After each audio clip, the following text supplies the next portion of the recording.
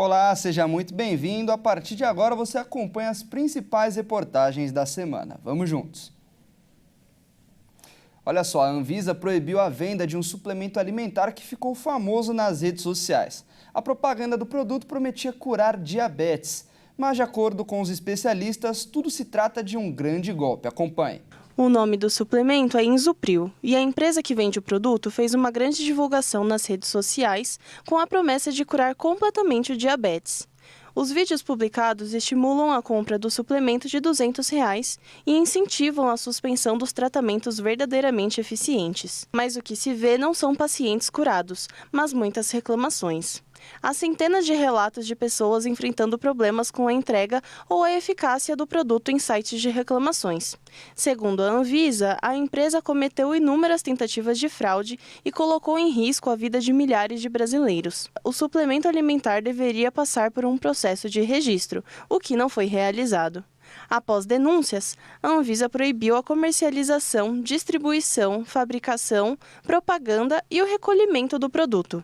Mesmo assim, a página da empresa continua ativa e vendendo o suplemento. O diabetes é uma doença incurável, causada pela má produção ou absorção de insulina no corpo. De acordo com dados da Sociedade Brasileira de Diabetes, mais de 20 milhões de brasileiros sofrem com a doença. O melhor tratamento é o uso da insulina, o acompanhamento médico regular, dieta e exercícios físicos. E a Polícia Civil investiga o caso da família que morreu após comer um bolo no interior do Rio Grande do Sul. O sepultamento das 3 pessoas já foi realizado em Canoas. Acompanhe. A professora aposentada, Maida Flores da Silva, de 58 anos, foi a primeira a morrer após comer o bolo. A irmã Neuza dos Anjos, de 65 anos, e a filha dela, Tatiana dos Santos, de 43 anos, também morreu. O sobrinho neto de 10 anos da mulher que fez a sobremesa continua internado e o marido de uma das irmãs também chegou a ser hospitalizado, mas já recebeu alta. O velório das vítimas foi realizado em Canoas, na região metropolitana de Porto Alegre. Parte da família morava na cidade até maio deste ano, quando foi atingida pela enchente e mudou para o litoral norte gaúcho. O marido da mulher que preparou o bolo morreu em setembro, supostamente por intoxicação alimentar.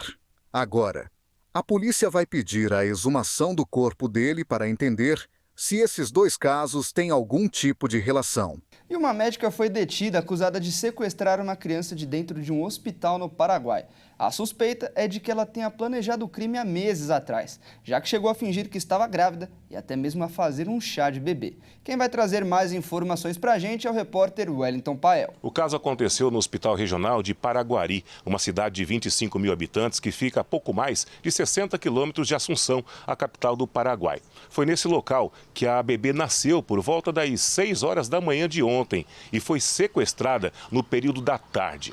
Quem procurou a polícia para denunciar esse caso foi o pediatra plantonista, que alegou que uma mulher vestida de médica teria levado a bebê para uma área do laboratório para fazer supostos estudos para dar alta. Mas em seguida, as duas desapareceram por volta das 4 horas da tarde.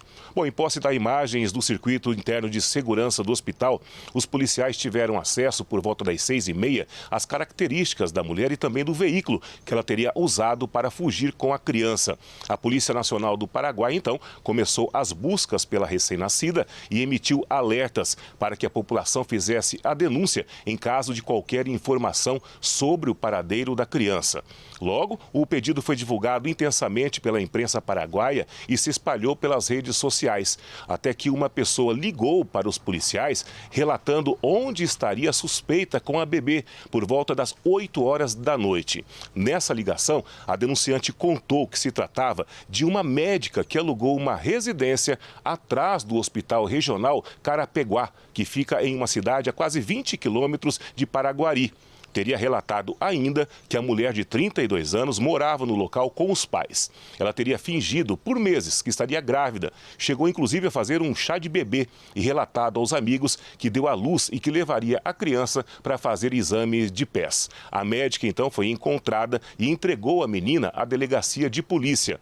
A bebê foi levada ontem à noite mesmo de volta à família. Já a acusada permanece presa e deve ser ouvida ainda hoje pelo Ministério Público. Ela é acusada de violação de autoridade parental, mas outros crimes podem ser acrescentados a partir, claro, das investigações. Bom, a promotoria descartou até o momento que ela faça parte de uma rede de tráfico de pessoas, considerando o estado de saúde mental que ela se encontra. A médica vai receber apoio psiquiátrico. O Ministério Público paraguaio ainda se reuniu com os gestores do hospital para questionar a falta de segurança e o controle de entrada e de saída de pessoas, já que aparentemente qualquer um conseguiria entrar e sair com tranquilidade.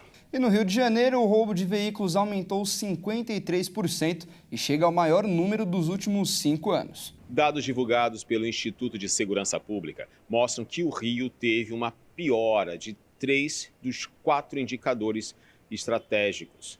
Piora nos números de roubos de carga, rua e veículos. Somente em novembro foram 3.377 casos de roubo a carros e motos em todo o estado, 53% a mais que o mesmo período do ano passado. Esse aumento expressivo aconteceu sobretudo no segundo semestre de 2024. Números mostram que a Baixada Fluminense lidera o ranking. Belford Roxo teve mais de 1,7 mil roubos este ano. Em seguida, as áreas que mais ocorreram esse tipo de crime são Duque de Caxias, Vicente de Carvalho, São João de Meriti, Bom Sucesso, Pavuna, Madureira, Nova Iguaçu e Brás de Pina. Enquanto os roubos de veículos e carga sobem, o Rio tem homicídios em queda, marcando um número menor desde 1991. Quando procurada, a Polícia Militar diz que o combate aos roubos e furtos tem sido uma das principais metas de atuação da corporação.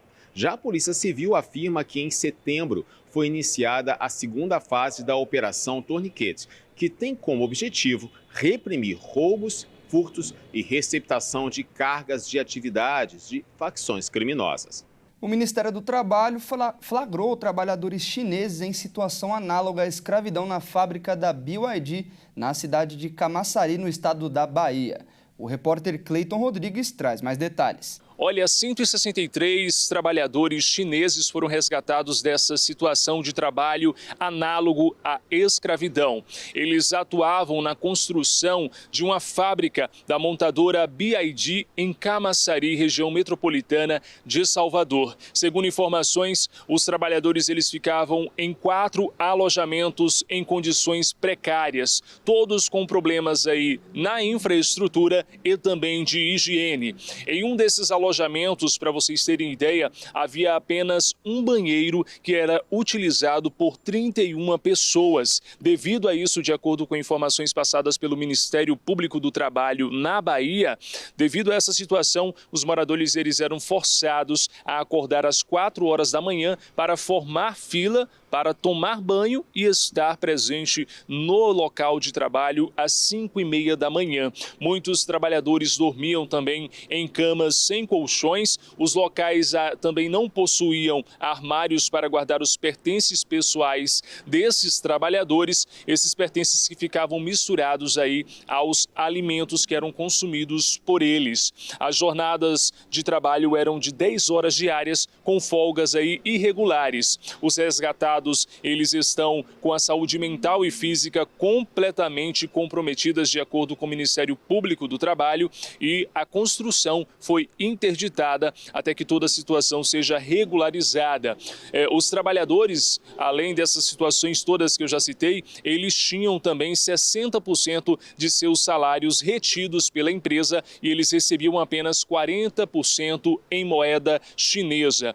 Caso eles optassem pela rescisão contratual, de acordo com o MPT, eles precisariam pagar à construtora uma espécie de multa. Além disso, eles tinham os passaportes retidos pela empresa.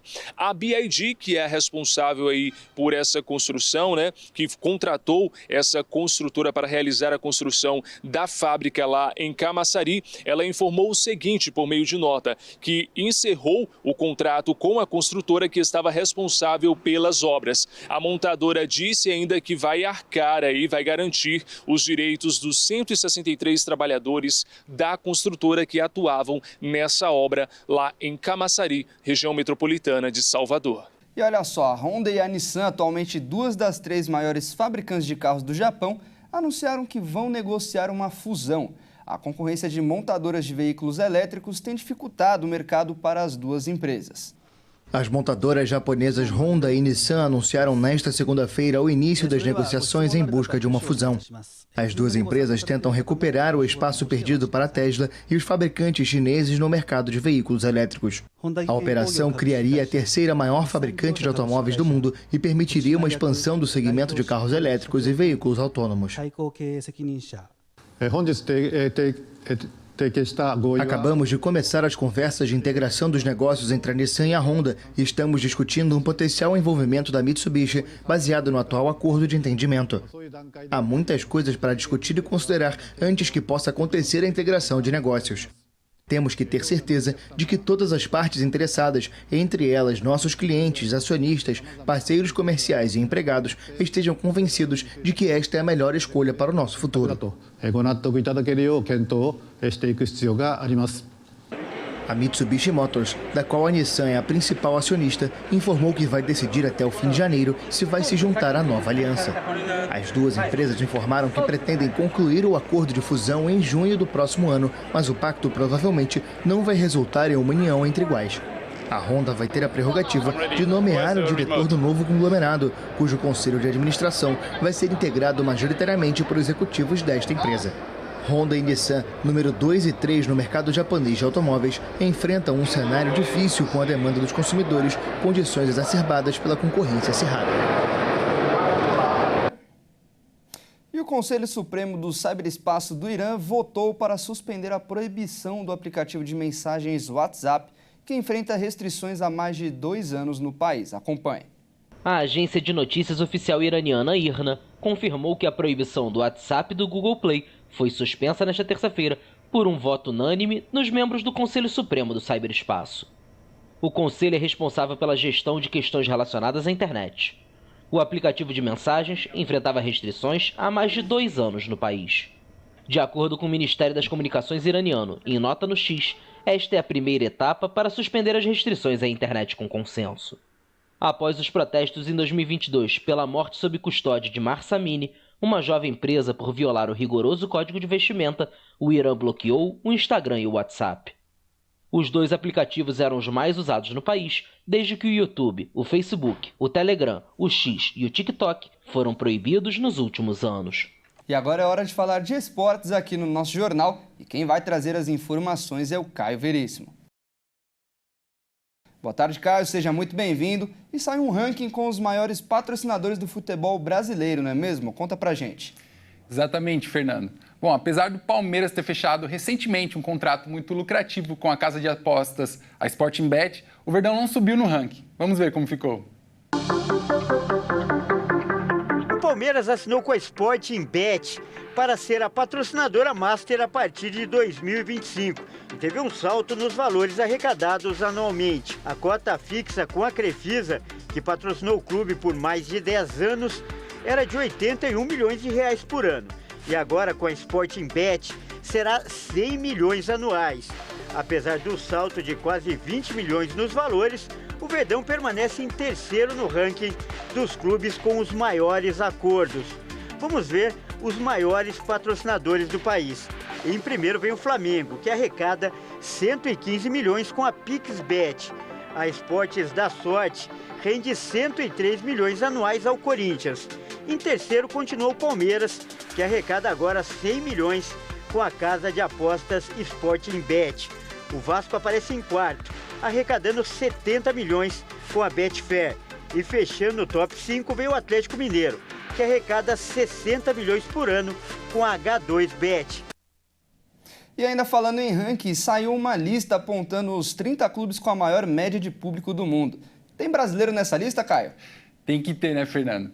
Bom, quem está representando o futebol brasileiro nessa lista, mais uma vez, é o Flamengo. Veja só.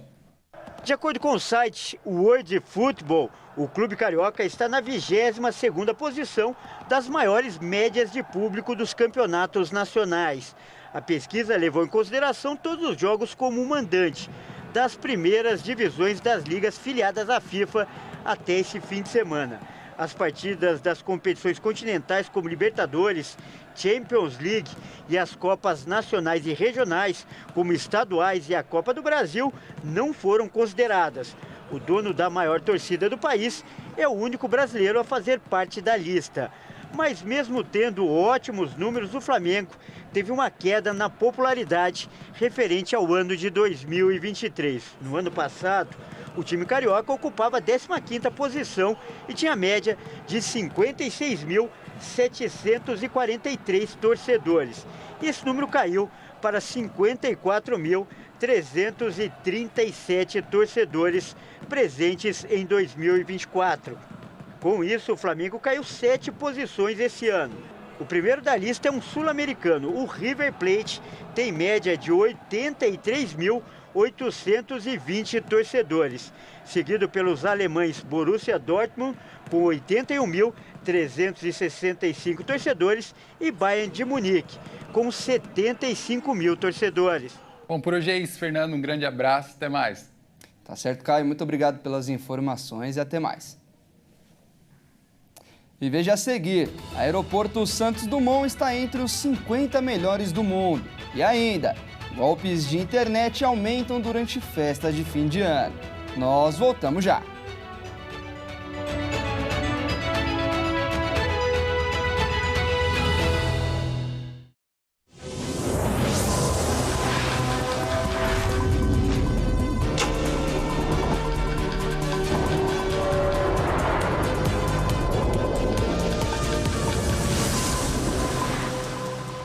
Nós estamos de volta com mais notícias para você. E uma pesquisa revelou que o Aeroporto Santos Dumont, no centro do Rio de Janeiro, está entre os 50 melhores de todo o mundo. Vamos conferir. A AirHelp é uma empresa de suporte a passageiros. Desde 2015, ela publica um ranking de avaliações das companhias aéreas e aeroportos de todo o mundo.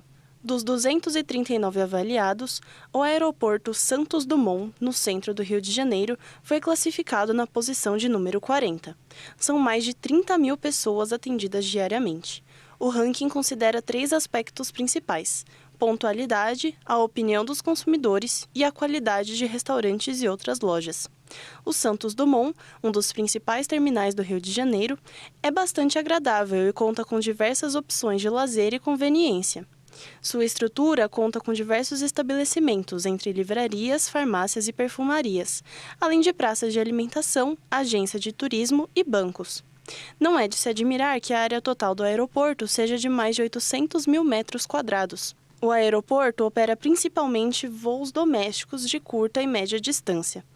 Esta é a melhor escolha para quem prioriza a rapidez e a comodidade. E a suspensão dos rodízios já foi autorizado pela CT durante as festas e férias de final de ano. A decisão acontece todos os anos neste período devido ao baixo fluxo de veículos e deve ser mantido até janeiro. O rodízio de veículos está suspenso para as festas e férias de fim de ano. A medida acontece todos os anos por causa da redução do fluxo no trânsito. Segundo a Companhia de Engenharia de Tráfego, a CET, o revezamento tradicional vai voltar a partir do dia 13 de janeiro, mas continua valendo para os veículos mais pesados, como os caminhões, e vai limitar a circulação no mini anel viário da cidade, que inclui marginais e avenidas, como o Tietê e a Bandeirantes, nos horários das 7 horas às 10 horas da manhã e das 5 horas da tarde às 8 horas da noite. As placas com os finais 1 e 2 não podem circular às segundas-feiras, as placas finais 3 e 4 às terças-feiras, 5 e 6 às quartas-feiras, 7 e 8 às quintas-feiras, 9 e 0 às sextas-feiras. O descumprimento dessa medida pode resultar em uma multa média no valor de R$ 130,16 e o acréscimo de 4 pontos na carteira de habilitação. Uma pesquisa do Ministério do Turismo aponta que mais de 59 milhões de brasileiros vão viajar entre os meses de dezembro de 2024 e fevereiro de 2025 dentro do país. E esses turistas domésticos devem injetar mais de 140 bilhões de reais na economia. O valor é 34% maior em relação ao ano passado. De acordo com o levantamento, entre aqueles que vão viajar na época mais quente do ano, a maioria escolheu um destino com praia, sendo o preferido por 54% dos brasileiros para curtir as férias. 35% dos brasileiros planejam viajar a lazer entre dezembro de 2024 e fevereiro de 2025. São 59 milhões de pessoas com planos para aproveitar o verão. A expectativa é de que o turismo movimente mais de 148 bilhões de reais neste período, considerando o gasto médio de R$ 2.514 declarado pelos entrevistados. Com o aumento da duração do período da viagem, média de 12 dias nesta temporada, fatores como belezas naturais, preço baixo e a possibilidade de reencontrar familiares e amigos se destacaram entre os principais motivos na hora de escolher um destino turístico. Uma parceria entre o Ministério do Turismo e companhias aéreas deverá aumentar para 29.800.000 o número de assentos em voos domésticos no próximo verão.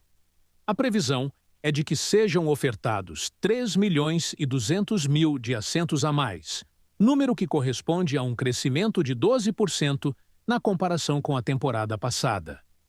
A expectativa é de que o número de voos internos disponíveis aumente em 17.800, um aumento de 10,7% acima do total verificado em 2023.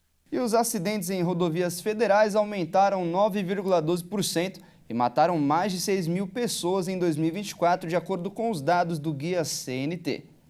Segundo dados do Guia CNT de Segurança nas Rodovias Brasileiras 2025, os números de acidentes em rodovias federais brasileiras cresceram. De novembro de 2023 a outubro de 2024, foram registrados 72.571 acidentes, um aumento de 9,12% comparado com os outros meses do ano. Os acidentes letais mataram mais de 6 mil pessoas e feriram de forma leve ou grave mais de 80 mil pessoas. O documento relata que o tipo de acidente mais comum foi a colisão, com 44.151 ocorrências em 12 meses. A causa de morte mais frequente foi transitar na contramão, com 879 casos. E a principal causa de acidentes foi a reação tardia ou ineficiente do condutor, com 10.822 casos. Em 2024, a Polícia Rodoviária Federal multou 5.079.000 motoristas por excesso de velocidade e 272.955 por ultrapassagem indevida. O documento destaca ainda que o Brasil criou, em 2018, o PENATRANS, Plano Nacional de Redução de Mortes e Lesões no Trânsito, que preconiza que nenhuma morte ou lesão grave no trânsito é aceitável. E olha só, a concessionária da BR-163 e a Polícia Rodoviária Federal montaram uma operação especial para o fim do ano. A rodovia é a mais importante do Mato Grosso do Sul e é monitorada por câmeras de segurança nos seus 900 quilômetros de extensão.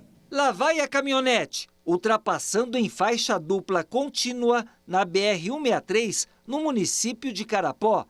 Lá vai o caminhão, na contramão, para entrar em um posto de combustíveis na BR-163, no município de Juti.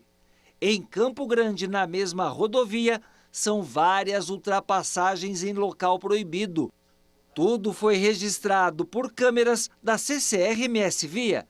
Nesta sala, a concessionária monitora 477 câmeras ao longo dos 845 quilômetros da BR-163, de Mundo Novo a Sonora. Uma inteligência artificial em todas as câmeras, que é um detector de incidente automático. Então, através disso, a gente consegue acompanhar essas 477 câmeras ao longo de toda a BR-163 no estado.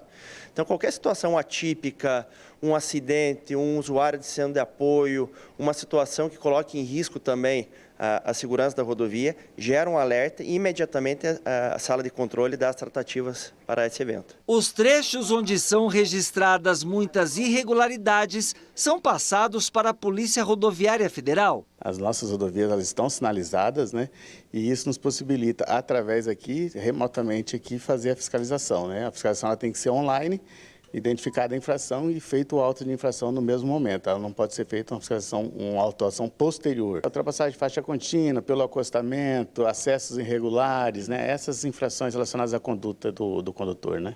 A multa por ultrapassagem em faixa dupla contínua é de R$ 1.467 e 7 pontos na carteira. Em caso de reincidência no período de 1 ano, o valor da multa dobra. Neste ano, até novembro, só na BR-163, a PRF autuou 4.904 condutores por ultrapassagem indevida. Normalmente a gente não atribui a ultrapassagem em si ou ao excesso de velocidade, principalmente ao excesso de velocidade, como uma causa do acidente, mas ele tem um potencial de aumentar a letalidade dos acidentes.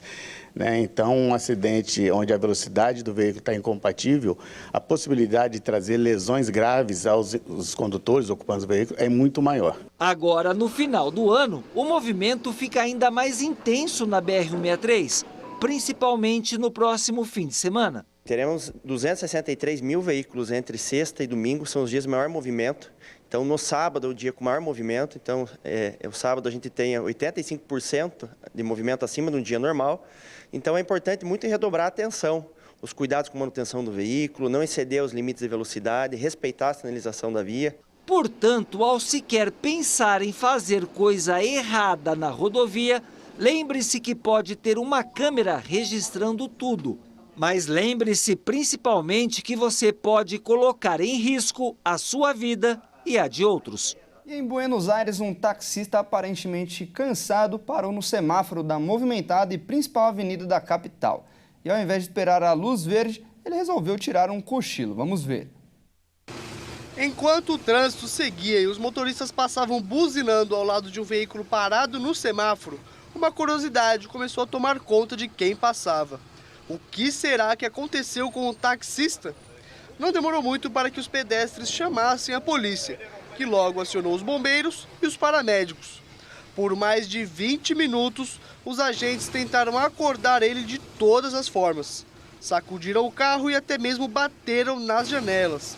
A operação para acordar o homem levou um certo tempo. Quando despertou, levou um baita susto. O mistério estava no ar. Será que o taxista estava passando mal ou era só um bom descanso? Ao ser finalmente acordado, a resposta foi simples. Ele só estava dormindo mesmo. O taxista estava 100% bem e descansado para a próxima corrida. Felizmente, nenhum acidente foi causado.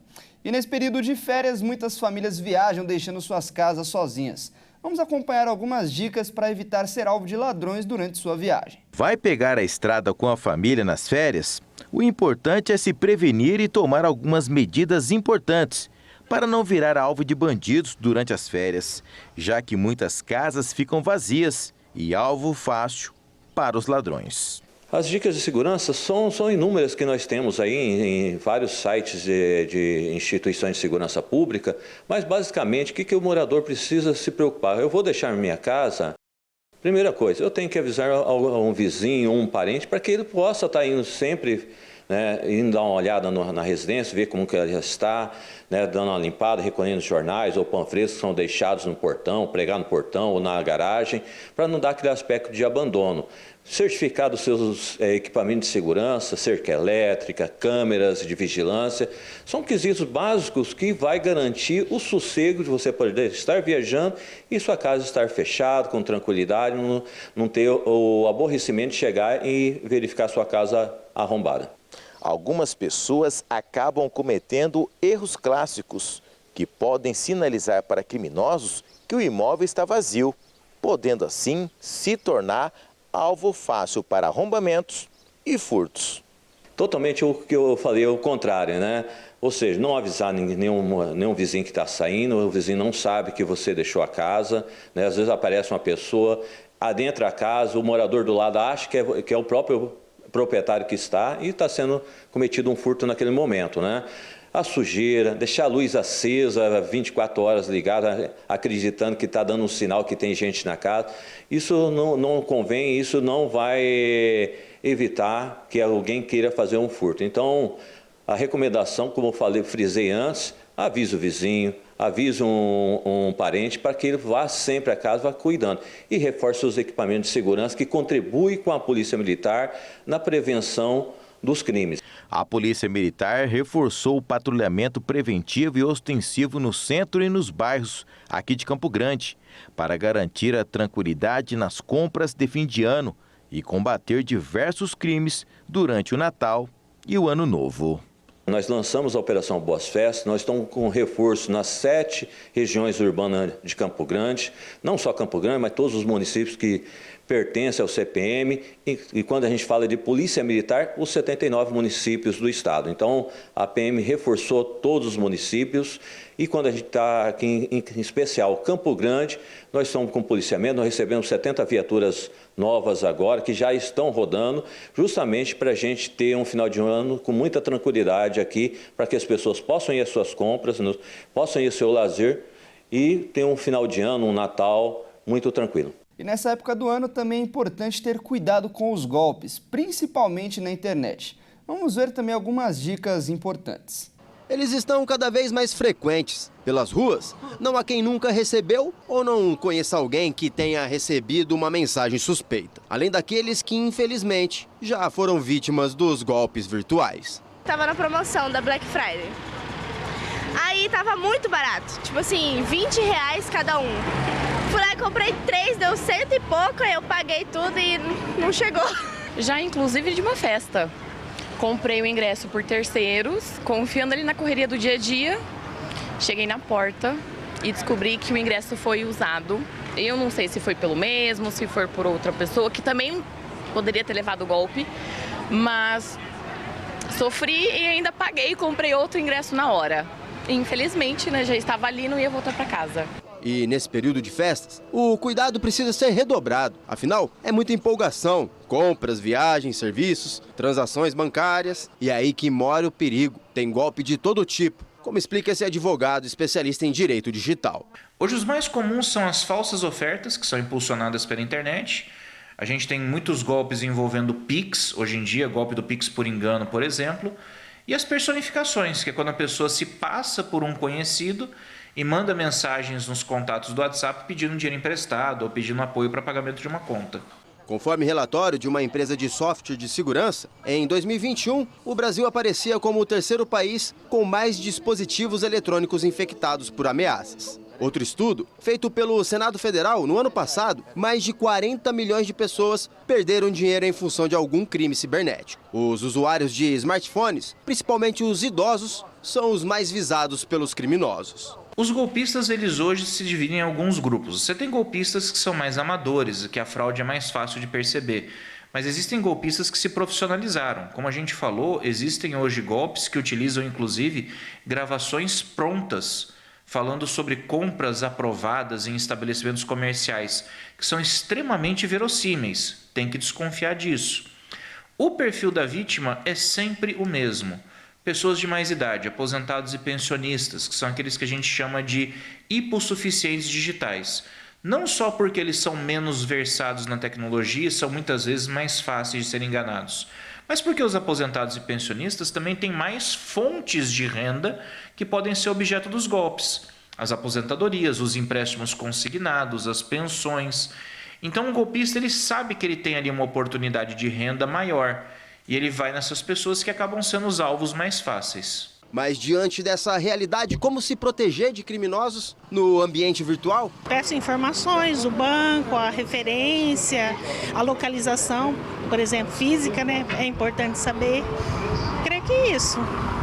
Fico bem esperto nessa parte, assim. E às vezes eu morro de medo de comprar e não chegar, eu sempre olho nos comentários para ver o que tem. É bom ficar atento a tudo, né? A todo tipo de link suspeito, a todo tipo de mensagem suspeita, telefone suspeito. Eu mesmo nem atendo o telefone, principalmente se é 021, 11, eu já estou muito atento a esses tipos de DDDs. Palavra de ordem é desconfiança. A gente sempre fala pro pessoal, tem que desconfiar de tudo. Ofertas falsas, por exemplo. Você está lá navegando numa rede social, aparece um banner com uma oferta que é boa demais para ser verdade. Não clica no banner. Vai no seu navegador, entra no site da loja e verifica se aquela oferta é real. Ah, recebi uma ligação dizendo que uma compra foi aprovada no meu nome. Entra no aplicativo do seu banco e verifica o extrato do seu cartão e o saldo da sua conta. Se você ainda tiver alguma dúvida, procura o seu gerente e conversa pessoalmente. Não resolva nada por essas centrais telefônicas falsas, porque os golpistas hoje, eles já têm até centrais telefônicas com gravação para enganar as pessoas, usando medo como um gatilho. E no caso de mensagens falsas via WhatsApp, etc., golpes do Pix, por exemplo, evite fazer qualquer operação sem confirmar a identidade da pessoa. Já para 2025, as notícias não são nada boas. Vem aí o golpe com o uso da inteligência artificial. A inteligência artificial ela vai tornar a situação ainda mais complicada, porque quando você pega, por exemplo, modelos de aprendizado de máquina, como os deepfakes, que permitem você simular qualquer voz, aquelas propagandas falsas em redes sociais se tornam mais verossímeis, as mensagens de áudio que você recebe por um aplicativo de mensagens se tornam também mais poderosas no sentido de enganar você.